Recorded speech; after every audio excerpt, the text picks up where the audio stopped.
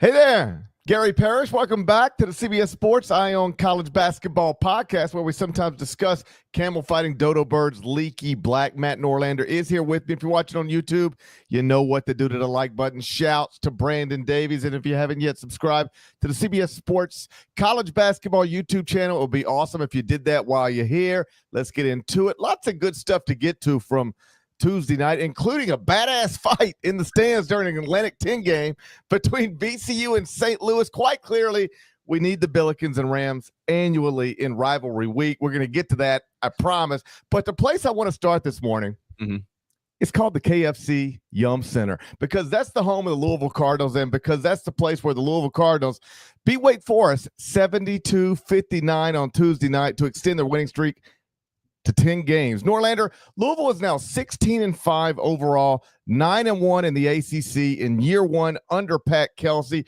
Louisville's previous coach, Kenny Payne, 5-35 in the ACC the past two seasons. Now Pat Kelsey, 9-1 in the ACC, guiding the same program in the same league. Kenny Payne spent I don't know how many press conferences over the past few years trying to tell people it just takes time to rebuild Louisville.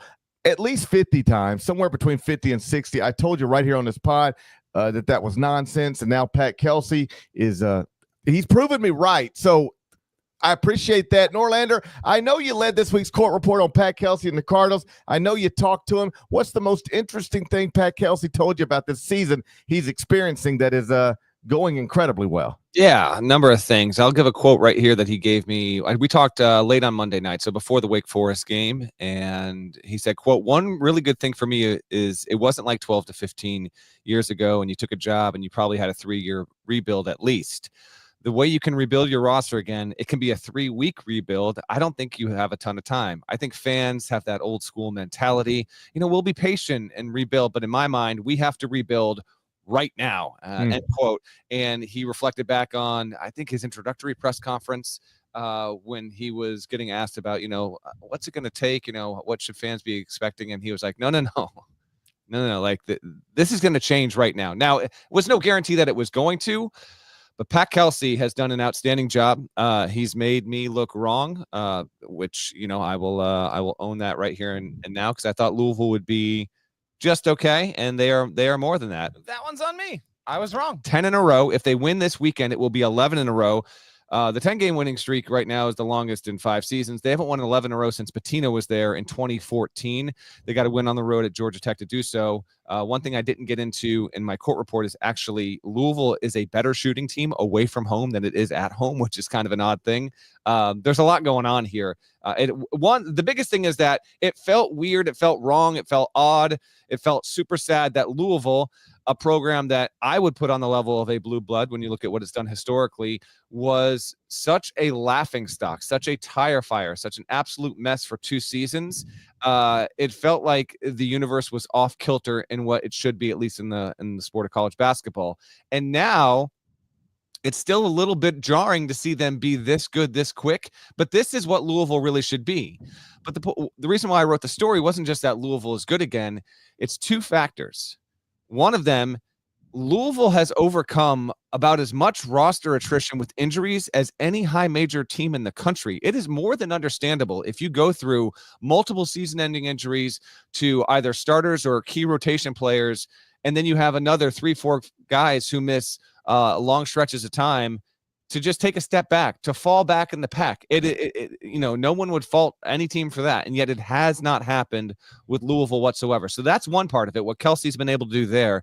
And then the other part of it is that Louisville is a 3-point happy team to the max. They're 3rd overall in the country right now in 3-point rate and the most in high major. The only schools that take a higher percent of their overall shots from beyond the arc are North Dakota State and North Florida. Louisville is number 3rd, and then it's the likes of William and Mary, Indiana State, Furman, Cal Poly, South Alabama, IU Indy. All these are mid-majors, and yet they're not that good from 3. They rank 273rd in the country in 3-point accuracy. They only have one guy who's a bona fide knockdown shooter in Rain Smith, who shoots 41% from deep, and then they got a couple of guys that are in that 32, 33, 34% range. But they take a ton. They don't make a ton. It's still working. And then here's Pat Kelsey's quote to me. He was dead serious. He goes, we never, ever, ever, ever talk about shooting threes. And I said, that's Pat. There's no way that's true. He's like, I'm telling you, we never go into a game, have a scouting report, be like, okay, first half, we're coming out of a halftime here. We got to get our threes up. We got to make sure we're hitting 25 or taking 25 or taking 30 a game. He told me they hunt great, meaning they hunt great shots. They want to get them in whatever way they can. If they can get them in transition, that's awesome. People that really know Kelsey's teams from the past at Charleston specifically, but also at Winthrop, they would get up and down on you on the floor. But because they've been so injured, they're still willing to move. But this team isn't nearly as fast as previous ones he's had. It's working. They have had the benefit of an easier ACC schedule than some because of how bad they were. But whatever, man. They're 16-5. They're a top 25 team. And right now, Kelsey, I would put in that top 5 group for National Coach of the Year.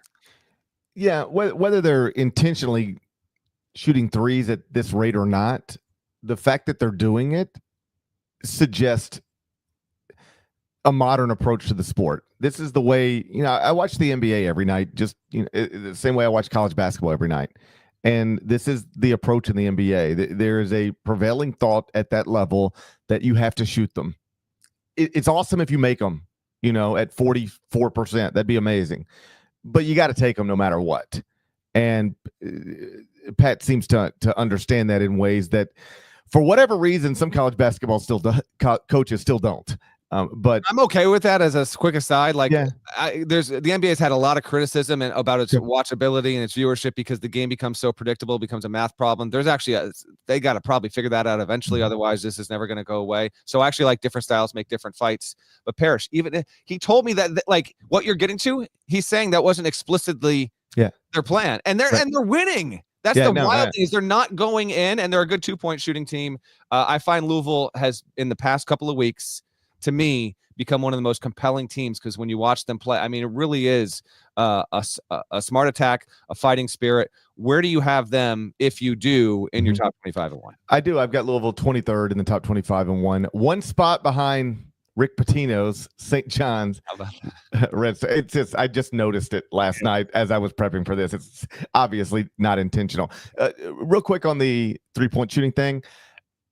I appreciate too that you can we'll get to Michigan State a little later on. They're the best example of this. Yes. Like they don't shoot them, but when they do, they don't make them, and looks like they're going to win the Big Ten anyway. But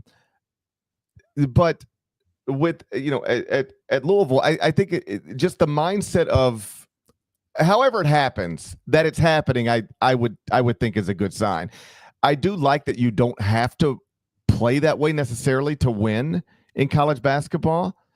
And the reason, there's a lot, but the main one is because in most college basketball teams can't put that many shooters on the floor at the same time. In the NBA, you can just if you decide we're putting 5 shooters on the floor and now deal with us, every NBA team can do that. In college basketball, it's much harder to find 5 dudes who can, they're not pros. And so you can win with different styles, but I like the modernized approach, whether it's, whether the percentages are there or not. I like the modernized approach. I'm like you. Over the past 2 years, when I looked at Louisville, we'd make our jokes whenever you make your jokes, but that was sad. More than anything else, that was sad to watch that program go as far down into the gutter as it went, get run down as far as it got run down. We joke about it. I was raised on the Metro Conference, but I really was raised on the Metro Conference. I grew up watching that program, admiring that program. Yeah, as a somebody who's born in Memphis and growing up on the Tigers, it's like I hate Denny Crum, I hate Louisville, but really you're just jealous of them because you consider them your rival and you're just not as good as them ever. It's really just a jealousy thing. I don't know that they hated us as much as we hated them when I was growing up. I just sort of like that program was. That's what you aspire to be, like in my house when I was growing up. So to watch it go 5-35 in the ACC the past 2 years, 5-35. I'm not exaggerating when I'm telling you it was unimaginable to me that anybody could take the Louisville basketball program and put it where it got put. That is crazy. I know. And I mean, you ready? Should never happen again and probably will never happen again. I don't know how it happened this time. They're almost already, as we're barely past the halfway point of the season, they've almost already doubled the amount of ACC wins this season than the past two combined. It was unthinkable. And so part of this is it feels like this is where Louisville should be. But I want to give Kelsey and that team and that program a lot of credit because it could have easily not been this way. I mean, I got to talking to him. I said, take me back to the morning after the Kentucky loss. You're 6-5. You got all these injuries. Where was your head? If we had gone out to breakfast that morning, Pat, where was your headspace? What were you thinking? And he goes, man, I'm being honest with you here. And I know I'm going to sound like Deion Sanders, but I really thought that we were coming. And he was right. They have not lost since the Kentucky loss and overcome so much. So a really good thing for college hoops to have Louisville matter again. I think it's going to make the NCAA tournament. It has a real case to be the second best team in a down ACC. But whatever, like we've got some comments in the chat right now about the ACC. That does not, if you're a Louisville fan, you are a ranked team that is on your best winning streak in years and years and years. And take what is going to give from you here, because you're probably going to pick up a few losses here. That's going to be an inevitability. And the fact that you're going to be in a situation where you're in position to have a good seed, regardless of your conference situation, that doesn't even register for me right now. You swung this back, in my opinion, a year or two ahead of schedule. Really impressive stuff. And one of the other things I love about just sort of everything that's happening in that state right now, those two basketball programs matter immensely. And they're both operating at an extremely high level right now.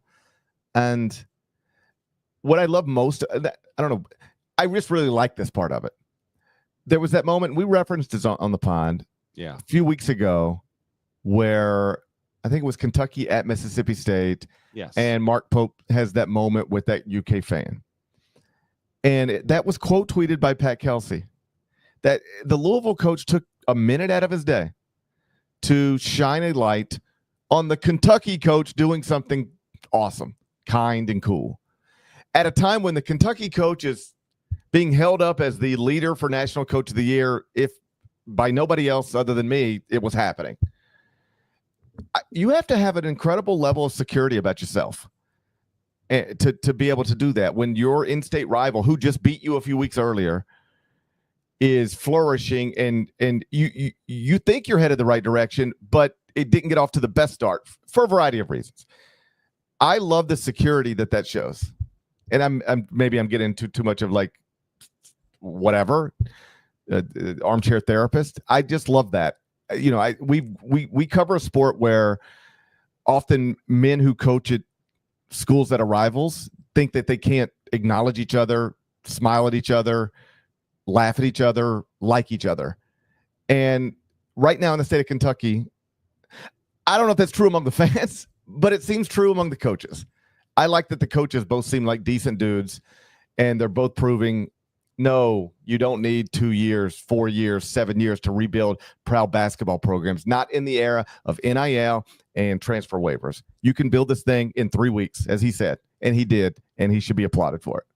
Today's poll question in the live chat is, which of the two coaches would you give the advantage to for National Coach of the Year right now? Obviously, there are other candidates, but this is just, if you were picking one or the other right now in that race, how would you have it?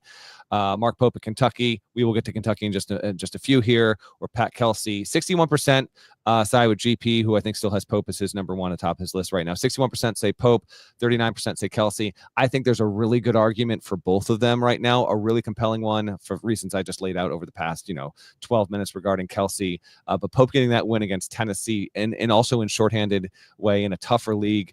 Kentucky's got 6 wins against ranked competition. I would narrowly give Pope the edge also this morning over Kelsey, but those two are definitely in the top 5 race right now. And the fact that Kentucky and Louisville had never had coaching changes in the same offseason in almost 100 years, basically. And the fact that you've got two great stories happening there simultaneously with, they rhyme a little bit, but there's some different beats and rhythms to it overall is pretty cool. Yeah. One last thing on Louisville, and then we'll move on. And I promise I'm not hating. It's just something I think is interesting, and I want to get your thoughts on it. Okay. We're celebrating Louisville. Is that clear? Say it just one more time. I don't think it could be more clear through the first 14 minutes of the show. Okay. We're celebrating Louisville. We love this. All right. Right now, Louisville has 5 quadrant 1 wins. I just think their resume is interesting to look at. They got 5 quadrant 1 wins, and that sounds like really good because it is really good. The only teams that have more are Auburn, Oregon, Iowa State, Texas A&M, and Kentucky. 5 teams have more. All right. So this is great. particularly when you went 5-35 in the ACC the past 2 years. But I'm about to tell you Louisville's 5 quarter-one wins, and you tell me what you think when I'm done. West Virginia on a neutral, at Florida State, Clemson at home, at Pitt, at SMU. That's it. None of those teams are currently in the AP poll. So they have 0 wins on the season over currently ranked teams. Does that make you think different about the body of work because there's not these big signature wins that some other schools have? Or shut up, GP. We went 5-35 in the ACC the past 2 years. I don't even know why you're bringing this up. A lot more of that than the former. Yeah, I also think so too. Strength of record, which is how well you have done against your resume versus the average bubble two, or wins above bubble two. Strength of record, Louisville is 20th in the country right now, and they're 18th in wins above bubble at Torvik. So that just shows you how they have, on balance, overall, what they've done against their resume. They have lacked a lot of high-profile wins, although I would say the Clemson one should be registering pretty highly at this point, and they won Clemson by 10. My last thing on this, I noted in the story, 8 of the past 10, they're on a 10-game winning streak. 8 of those 10 wins have been by double digits. They have a top 10 offense over the past month as well. So it's all coming together. Yeah, just to be clear, I brought it up just because I noticed it and I thought it was interesting. I'm not interested in nitpicking what's happening at Louisville right now. It's an awesome story. I'm happy for them. Next up, at Georgia Tech on Saturday, Ken Palm's got the Cardinals projected as a 9-point favorite. Next up, it's that time of the week. It's time for the Stay or Hit segment brought to you by Chumba Casino. But first, let's get a word from our partners.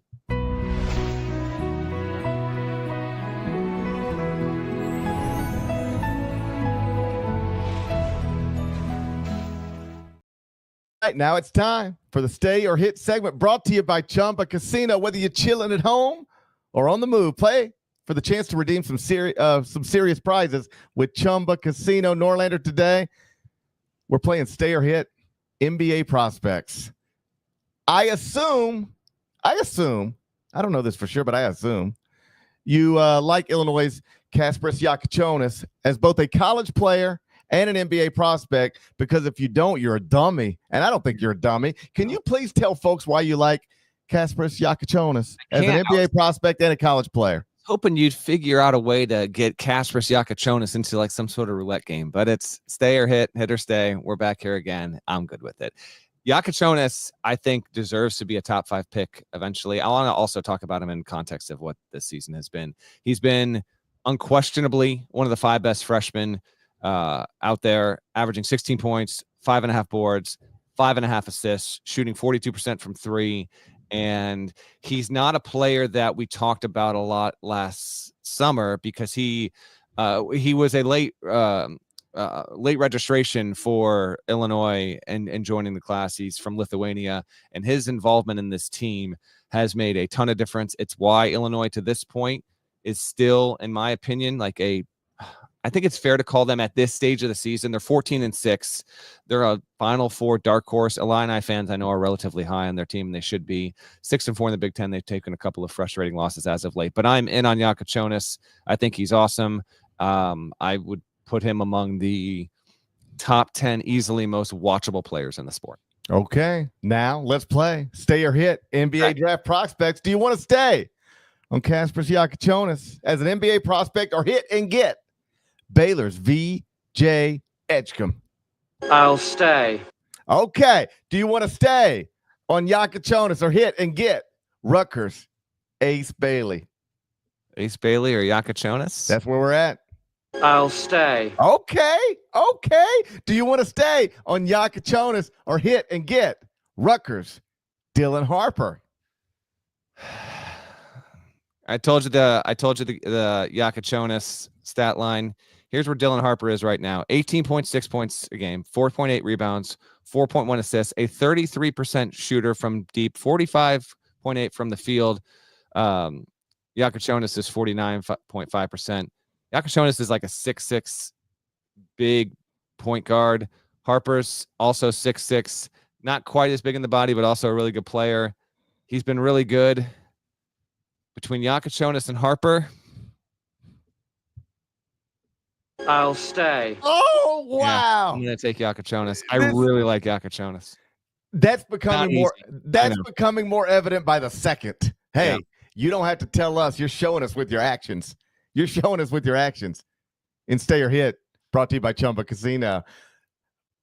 Are you staying on Yakachonis, or are you going to hit and get Duke's Cooper flag? I suggest you hit, sir.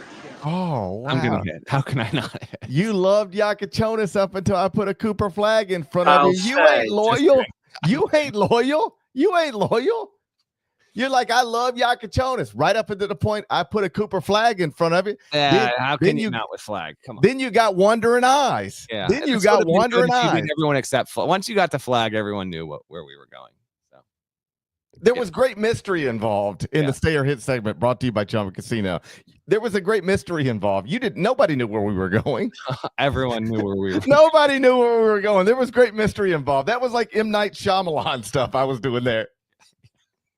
I don't know about that one. Does he still make movies like that where they I surprise think you? he does, but I couldn't tell you the last M. Night Shyamalan. Let's check it out. M. Night Shyamalan was the last movie he did here. I'm looking right now. Hold on. Give me a second. The old Wikipedia page. Discography. A movie called Trap. Warner Brothers Pictures, 2024. There we go. Okay. Well, All I got for you. I can't wait to watch that and be surprised. I used to like being surprised by that fella. I think he went very quickly from like, man, that's amazing. He sure did surprise me to like, come on, man, that didn't surprise me. Like it happened pretty quickly, I think. Yeah, I mean, Sixth Sense, Unbreakable Signs, The Village. He was kind of on a heater there for a bit there. He's a little bit like Cincinnati, if you want to know the truth. He got off to a nice start. That's not. Nope, terrible analogy. Not He's even a little bit the same. Bearcats, I think. He got up to a nice start, and then now they can't even win at Utah. You know what I'm saying? I'm aware. I don't think M. Night Shyamalan could win at Utah. That's what I'm trying to tell you. That was the Stay or Hit segment brought to you by Chumba Casino. Ready to dive into some excitement? Chumba Casino is where it's at. It's free to play, so just jump right in and explore over hundreds of social casino-style games with fresh new releases every week. Play anytime, anywhere, and enjoy free daily login bonuses and an amazing welcome offer. Next up, we're going to touch on some other notable results from Tuesday night. You ready? Kentucky won in Knoxville. I think we're going to start there, but you know what? First, let's get one more word for That's what I thought. Partners, let's go. You need the sports news anywhere? We've got breaking news to bring you. Then get your sports anytime you want them. Big trade news overnight to discuss. Because we know you need sports all the time. A lot of movement in the rankings this week. A legend adds to their legacy. We're bringing you that breaking news right here on HQ. CBS Sports HQ, anywhere, anytime, all the time. I got to put a little more thought into this Cincinnati M. Night Shyamalan thing. Yeah, you went too far adrift. You didn't. I think I've got something there. I just got to work it out, but I think I got something there. It's time for the Wednesday whip around. It's probably time. It's probably about 23 minutes too late to note that Kentucky won in Knoxville 78-73 on Tuesday night. I moved UK up to number 8 in the top 25 and 1. The Wildcats now have 7 quadrant 1 wins. Mark Pope right now, my national coach of the year. Norlander, were you surprised to see UK do what it did in Knoxville? Nobody had done that before this season. I was surprised. Were you surprised? Yes, they were 10.5-point underdogs. I am always surprised when a 10.5-point underdog wins a basketball game. Didn't have Lamont Butler. Andrew Carr was cleared shortly before the game. I think he logged 2 minutes. It was mighty impressive. Kentucky has not lost 3 in a row since 2021. It had that obviously that would have been the case if it had dropped this game. So it stopped the bleeding a little bit there. 78-73. Not if we got the box score, toss that up as we watch here live on YouTube, but they got 5 scores in double figures.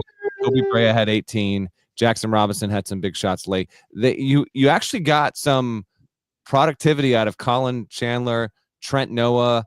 They gave him a little bit of something. I thought it was extremely impressive for Kentucky in this spot on the road against a Tennessee team that I thought was going to be licking its chops. I really did. After the way it lost on the road by 2 against Auburn, I was up there in VT, but I did watch that. I did watch that game from the old Airbnb chalet, and it was. I thought Tennessee was going to take that game against Auburn. I really did, and credit to. I mean, it's just been what Auburn's been for the majority of the season. But coming off that game, I thought that Tennessee was going to be ready to really to lay some wood, and that did not wind up happening. Credit to Kentucky. And if you watch the final 3 minutes of that game, Kentucky's defense has not been A level, even B level this season.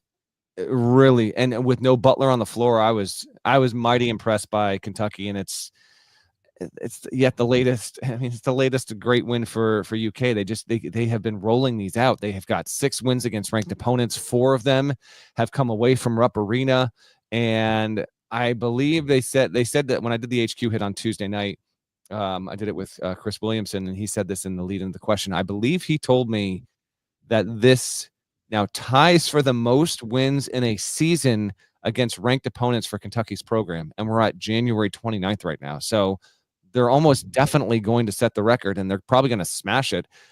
Mighty impressive. What were your takeaways? Just for all of the reasons you've already laid out, to go into that building and win was super impressive. And yet the type of thing they've been doing much of this season, evidence being, I think it's even better than 6 wins over ranked teams. I think it's 6 over top 20, over top 15. They're like just stockpiling signature win on top of signature win. As I noted in the lead to the top 25-1 on Wednesday morning, there are a lot of great national coach of the year. It's interesting because when you start talking about player of the year, coach of the year, you talk player of the year candidates, and it's really, at this point, it's only 2. Like it could expand, or shrink, but it's only 2 really. It's Cooper Flagg and Janai Broome. In coach of the year, there's always in late January like 10 dudes who could reasonably get a vote. And so this is how I got caught on TV last week with my Twitter mentions getting all messed up. They want your top 3. And even if you start everything else you're about to say with, hey, this list is fluid and it could change every day, and you could put it in any order, and qualifiers. And there's 5 other dudes I could put on here instead of the 3 dudes I got on here. It doesn't matter what you say. People just see that their guy's not on there. So there's like 10 guys at any time in late January who could be a legitimate national coach of their candidate, but you only got a list of 3. So the fan bases from the 7 other schools, they come to get you. So I would vote for Mark Pope right now, but as I wrote in the lead to the top 25-1, if you want to vote for Bruce Pearl, John Shire, TJ Otzelberger, Tom Izzo, you got a case. It's easy Kelsey. to do. Well, I'm getting there. Okay. Because then you just look at the guys who are in their first year at new schools, and it's I didn't go rank this against every offseason because I don't know if you looked at my eyes. I ain't got that kind of time. If I got 5 free minutes, I'm gonna try to sleep. Okay. Your eyes right now are they're working overtime. The last time I looked at the clock, it was 5:25. Okay. 5:20. This is the life I'm living now, up until I die in a hotel room. Okay. This is the way I'm living right now, up until it's over. All right. But you just look at the guys who are in their first years at their new schools. Mark Pope, Louisville's Pat Kelsey, Michigan's Dusty May, Vanderbilt's Mark Byington, West Virginia's Darren DeVries, Utah State's Jared Calhoun, Drake's Ben McCollum. Like it feels like, I don't have anything to back it up. Text Jared Burson. It feels like this is one of the hires that were made in the offseason of 2024 are off to a great start, broadly speaking. And I would put Mark Pope right at the top of that, but he's not alone. A lot of guys are knocking it out of the park, taking advantage of all of the ways you can flip a program overnight. They're doing it. At that whole string of places I just mentioned, they're doing it. I want to drop a trivia time on you since you brought up Byington. Vanderbilt is ranked this week. So yeah, Byington has Vandy back and Mattering, and they've actually, you look at the schedule, it's like this might be fleeting, but regardless, Vanderbilt has not had a number next to its name since 2015. In today's court report, I've got the top 10 longest high major AP top 25 droughts. I'm not going to go through all 10, but we'll do a trivia time on the 2 longest. What 2 programs in power conferences have the longest drought of being ranked in the AP poll? Vandy was on this list and got knocked off by getting ranked this week. I want to say it just because it's funny, even though I know it's not true. Say it. Indiana. No. Indiana's not on the list. I knew they weren't, but it's funny to say. Okay. It's fun to think about. I feel like number 1 is obvious. Is it obvious? What's popping into my head is Penn State for some reason. No, Penn State is not in the top 10. Don't look at the chat. I'm not even looking at the chat right now, but no doubt about the chat will get this. Number 1 should be obvious. Number 1 should be obvious. Yeah.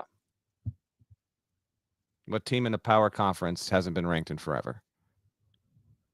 It's not obvious to me. It will be obvious the second you say it. The last time this team was ranked was November 26, 2000. Your DePaul Blue Demons, who were in of course. USA back then. And the number 2, the final poll of the 07-08 season is Stanford. You want to see the full list, read today's court report. It's not live as we do the show on YouTube. It will be live shortly thereafter. The top 10. And I don't think any team right now that in the top 10 longest AP top 25 drought, I don't think any of these teams are cracking the AP top 25 this season and ending that streak. Anyway, you brought up Vandy Byington. He's one that's in that group as well. We got a tighter show. Let's keep whipping around here. Mm-hmm. St. John's beats Georgetown 66-41. It was the fewest points allowed by St. John's in a Big East game ever. And credit to CJ Moore, who pointed this out earlier this week in his top 25. St. John's right now, let me refresh these numbers. Hold on a second. Are you reading another man's top 25? I did. Yeah. I knew you had wandering eyes. I knew you had wandering eyes. I gotta be honest. I gotta be honest. Not only am I reading another man's top 25, I don't think I've read yours this week yet. I knew this was how this was gonna go down. I knew it. To be fair, CJ Moore gets into some good data analysis, and you're like, this guy scored 8 points and had 6 assists, and they played this team on Thursday. Yeah, well, tell me when CJ Moore has to do 9 podcasts in a week, 7 television shows, fly back and forth around the country. You tell me when CJ Moore's doing all that. It's fair, but when I go and I check out your let's check out your Tennessee capsule this morning. Zakai Ziegler was they're all the same. Field on Saturday. They're all the same. It's because they told me you got to have something to put in that box, and I said, well, buddy, it can't be something I got to think about because I don't have time to think. I went to bed at 5:25. All right. Oh, it's great. All right. Text CJ. Hey, since you love CJ Moore so much, text him, ask him what time he went to bed. I bet you he's well rested and having a cup of coffee right now. Text him right now. You ask him what time he went to bed. What time did you get to bed last night? I'm just blind texting him. I haven't texted CJ since December 17th. So here we go. All right. Blind text. So instead, if he gets back to me, I'm going to let you know. He had a note. Oh, it was a great note, by the way. Hold it. You just tell them I'm muting. I don't even want to hear this. No, this is a good note. Right now, St. John's defensive efficiency in the Big East, 86.2 points per 100 possessions adjusted. That is the best since the Big East reformed in 2013-14. The 15-16 Villanova team is the record holder, and St. John's is right now pacing to beat it. Now, they got to play the back half of the schedule, and we'll see if they can get there. But the point is, Johnny's won. They won big. They won easily, and their defense is elite. A year after, Rick Pitino just desecrated his team for not having any kind of lateral quickness. And I find that to be interesting. Okay. If you're watching, Parrish has got his hands over his ears right now. Although take them off. Earmuffs off. There you go. There you go. Did you get anything there? I know you have wandering eyes, but that don't mean I need to witness it, you know? Do what you want to do behind my back, but don't make me have to sit here and listen to it. You want to talk about Kansas barely beating UCF at home? What the hell? No DeJuan Harris, though. I know, but still, like, there's too many of these games where it's just like, why is okay? Congrats on the win. They're still good. Like, you look at every number you can look at, and if you just change what you thought you knew about it, you'd be like, yeah, I guess that's a good basketball team. But they don't seem great. It seems like there's a difference between great and good, and they're closer to good than great. And last night was another example of that. It was getting really hairy. That would have been after the way Kansas blew it on Saturday, which we got to keep it moving. I know you talked about it with KB, but I did watch that game in real time up in Vermont, and I was stunned because I could never, ever, ever, ever remember Kansas losing a game in ways that are even 2 levels removed from that. And then for UCF to come in and nearly take it, it would have been it would have been a problem. And they had not, this was on the broadcast, they hadn't lost back-to-back home games since 89, I believe. But they did dodge that there, but keep an eye. They got Baylor on the road this week. Baylor couldn't beat BYU. And on that note, CJ Moore, You son of a bitch. he says right after BYU Baylor around 11. So midnight Eastern. He thinks why. He wants to know why. So there you go. Oh, midnight Eastern. That sounds amazing. Yeah. That sounds amazing. Well, he got some good Z's. He seems fresh as a bunny today. That sounds amazing. Hey, if I went to bed at midnight Eastern, I can't tell you how many great data points I would have. Pitt beats UNC 73-65. We really did it to ourselves again, didn't we? Whew. We did it to ourselves again, and that's not to try to tell us. Give him credit. He tried to tell us. We don't listen. We don't listen. No, we're just sitting around like that's just the producer talking. Just I'm whatever. pretty sure when we did this, Carolina was like 6-5 or 7-5. We're just idiots, man. Like they're a 13-9 team. They're not in the tournament. The offense was deplorable down the stretch. It's bad. I mean, it was. I think they had one basket in the final 4 minutes and change. I don't have it in front of me right now. The spigot got turned off. Pitt got a win that it needed to get to 14-6 and try and keep its NCAA tournament resume on the better side of things. But UNC now has put itself in a spot where it's lost 3 of 4. It barely beat Boston College in overtime at home. Like, what are we doing? And now it's got to go on the road and play against Duke, a Duke team. We talked about this on the Tuesday show. Go listen to that in the feed if you haven't. We talked about Monday's games on the Tuesday CBS Sports Network show, which is in the podcast feed. But Duke barely, had the game against NC State for the first 33, 34 minutes, and then it gets it in the end there. And now Carolina's got to go into Cameron on Saturday. It's looking bad. 3 of the next 4, by the way, for UNC are on the road. And once more losses come, we can talk more about the situation with Davis and the hot seat. We can push that off for today. But I thought this was a not so quietly critical game for UNC, and they didn't have any offense. They didn't have Jalen Washington in this game, so going in shorthanded was another issue, and they got beat. But for all of the reasons North Carolina fans told me I had North Carolina overrated in the preseason, which is a not normal thing. Most fan bases never tell you that they think you have their team too high. It's always the other way around.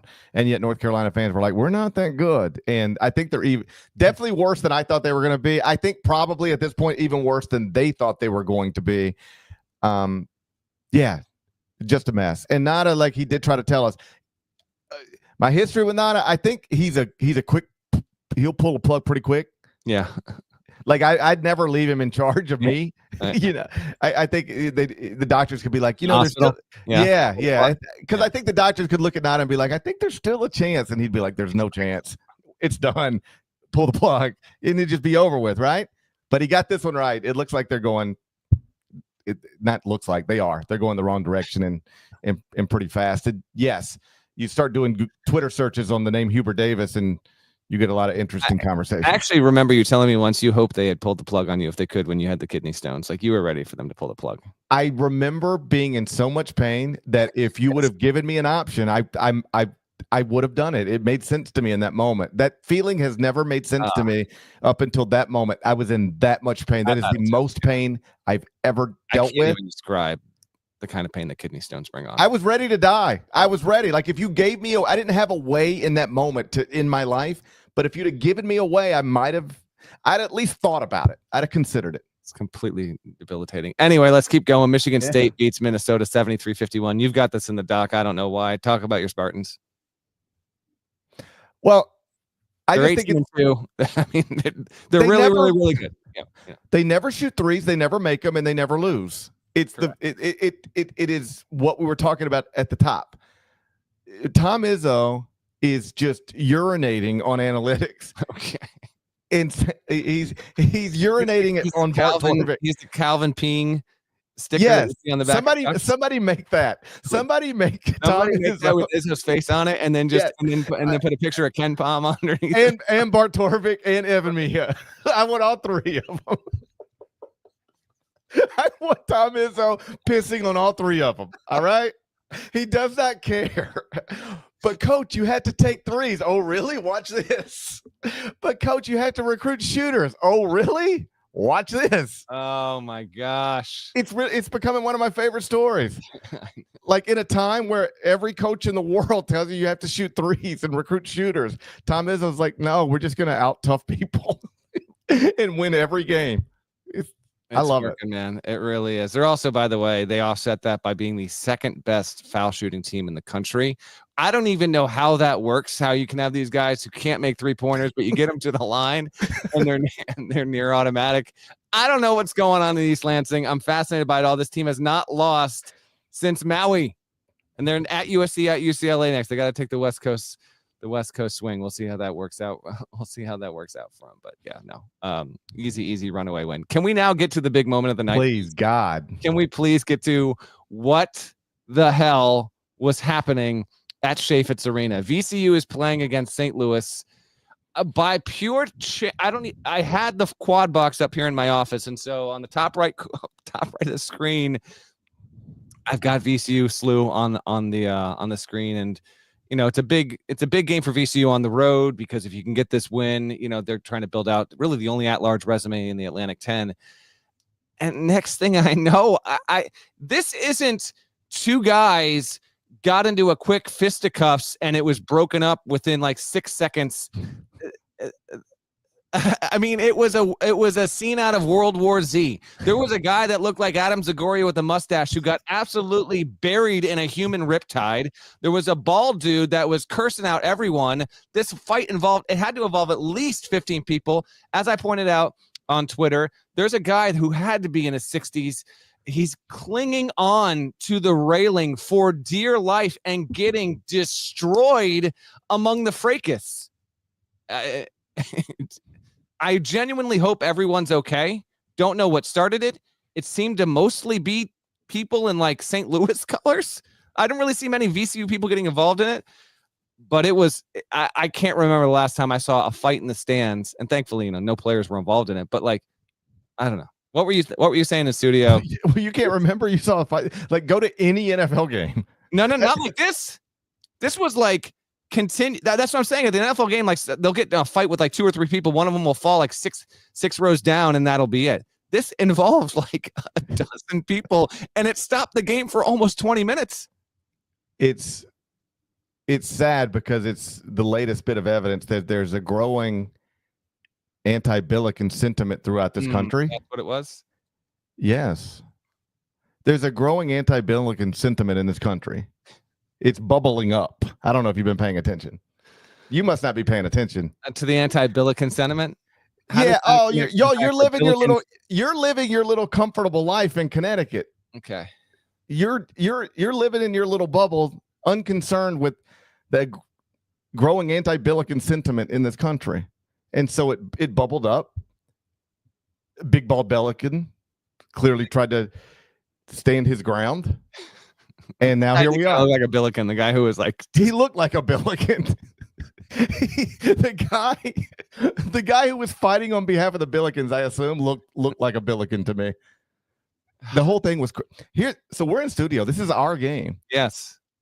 We root for stuff like this because when you work at television, there's a crew and there's a union and there's a schedule.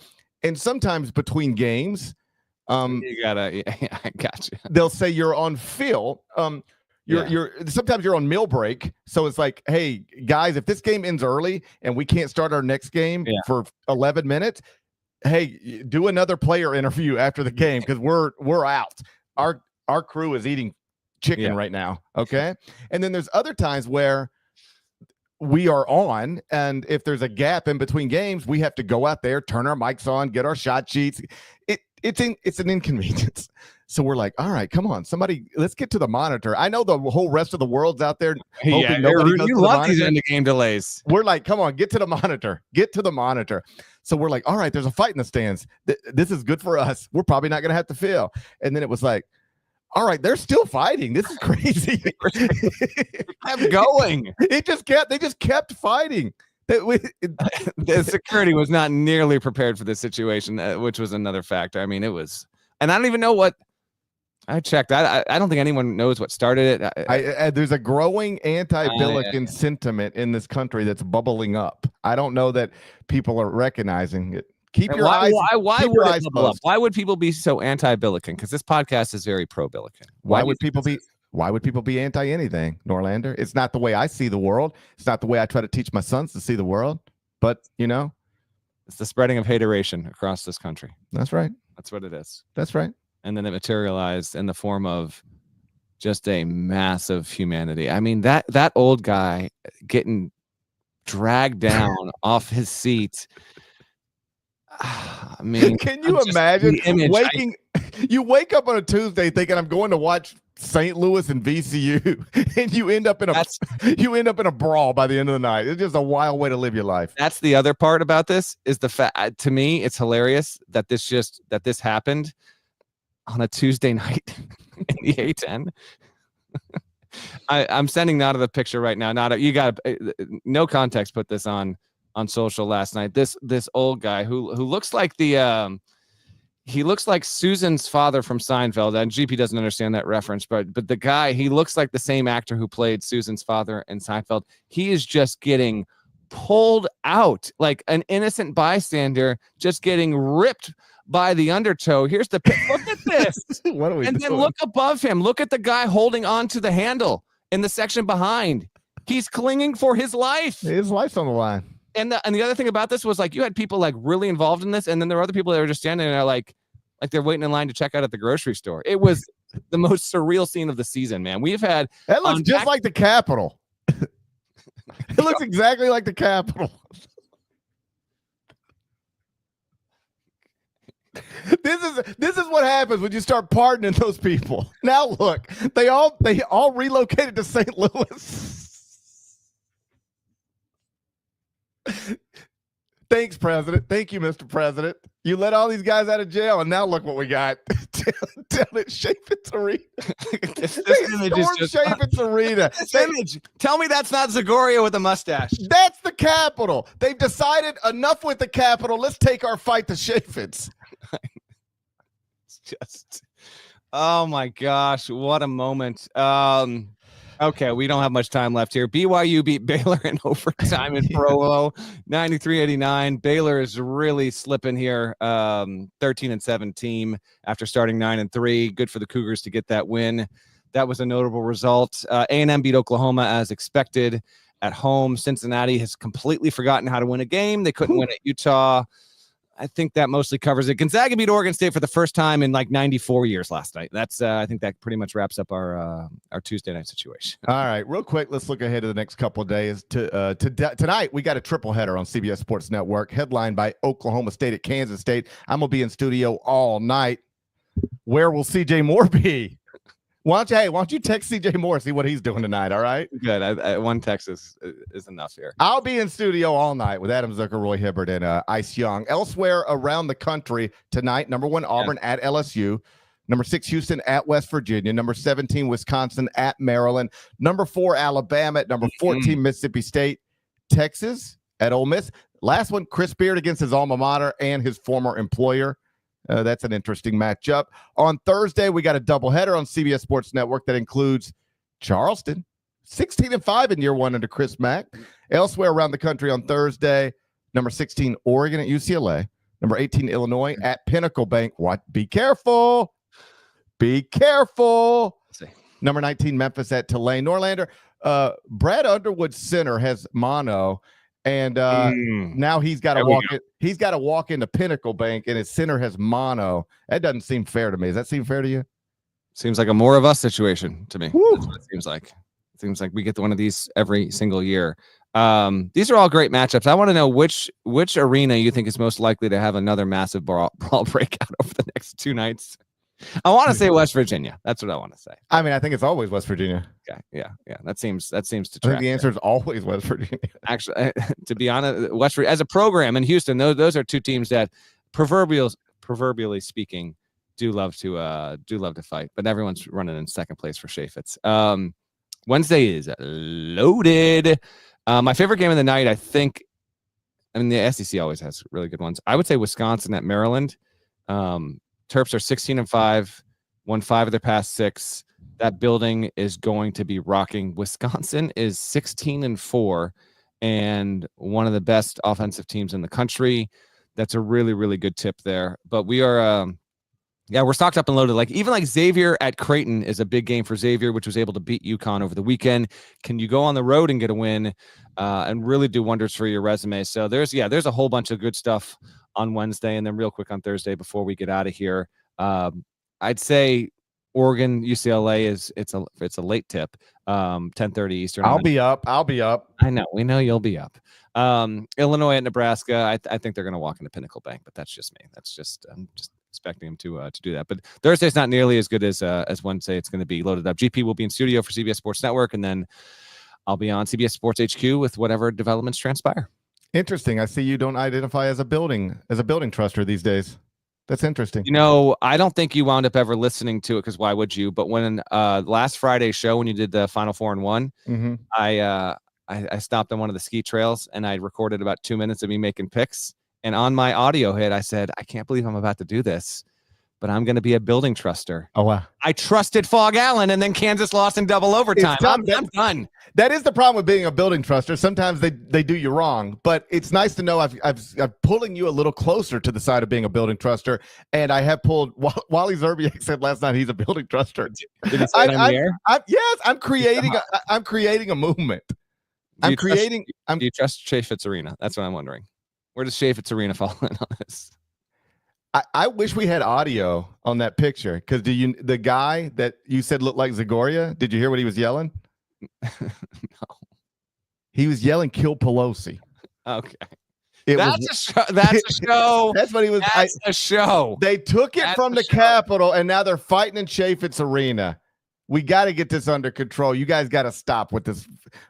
You got to stop storming stuff. All right. No, we got to stop storming stuff. It's gotten out of hand. Shouts to Devin Downey. Shouts to Chester, South Carolina. Shouts to Terry Teagle, legend, Huck, Larnell. Thank you guys for watching, listening to the Eye on College Basketball Podcast. If you're not subscribed, please go subscribe anywhere you subscribe to podcasts, Apple, Spotify. More of us than there are of them. That needs to be reflected in the comments. So do that. We'll talk to you again real soon. Till then, take care.